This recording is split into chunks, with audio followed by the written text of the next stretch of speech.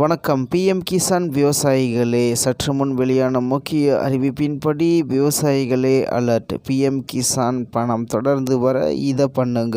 தமிழக அரசு கொடுத்த கடைசி சான்ஸ். மத்திய மற்றும் மாநில அரசுகள் இணைந்து வழங்கும் வேளாண் சார்ந்த நலத்திட்டங்கள், மானியங்கள் மற்றும் பிரதம மந்திரி கௌரவ நிதி, பயிர் காப்பீடு போன்ற நிதி உதவிகளை தமிழக விவசாயிகள் தங்கு தடையின்றி தொடர்ந்து பெறுவதற்கு விவசாய அடையாள எண் பெறுவது கட்டாயமாக்கப்பட்டுள்ளது. செய்தியை முழுமையாக கேட்கறதுக்கு முன்னாடி நம்ம சேனலை சப்ஸ்கிரைப் பண்ணலாம். சப்ஸ்கிரைப் பண்ணிக்கோங்க. மறக்காம பெல் பட்டனை கிளிக் பண்ணிக்கோங்க. அப்போ தான் நம்மளுடைய அப்டேட்டட் நியூஸ் உங்களுக்கு உடனுக்குடன் வந்து சேரும்.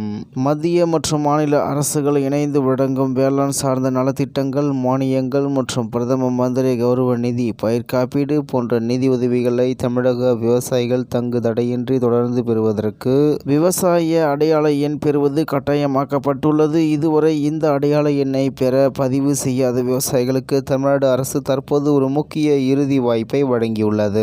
இத்திட்டத்திற்கான பதிவு 1/7/2026 முதல் தொடங்கி 10/7/2026 வரை நடைபெறும் என்பதால் விவசாயிகள் அனைவரும் வரும் ஜூலை 10ஆம் தேதிக்குள் தவறாமல் தங்களை பதிவு செய்து கொள்ளுமாறு வேளாண்மை உழவர் நலத்துறை கேட்டுக் கொண்டுள்ளது.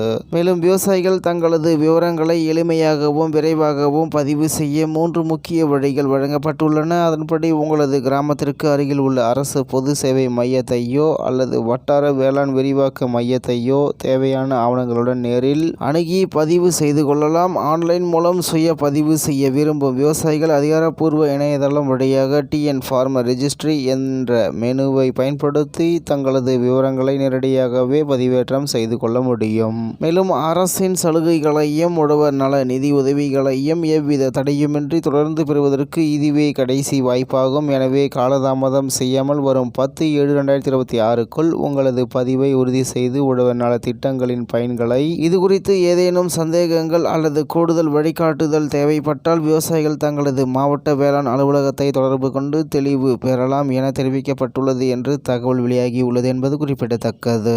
இத்துடன் இன்றைய முக்கிய செய்தி நிறைவேறுகிறது. மேலும் இது போன்ற செய்திகளை உடனுக்குடன் தெரிந்து கொள்ள ஆர்கே நியூஸ் தமிழ்நாடு சேனலுடன் இருங்கள். நன்றி, வணக்கம்.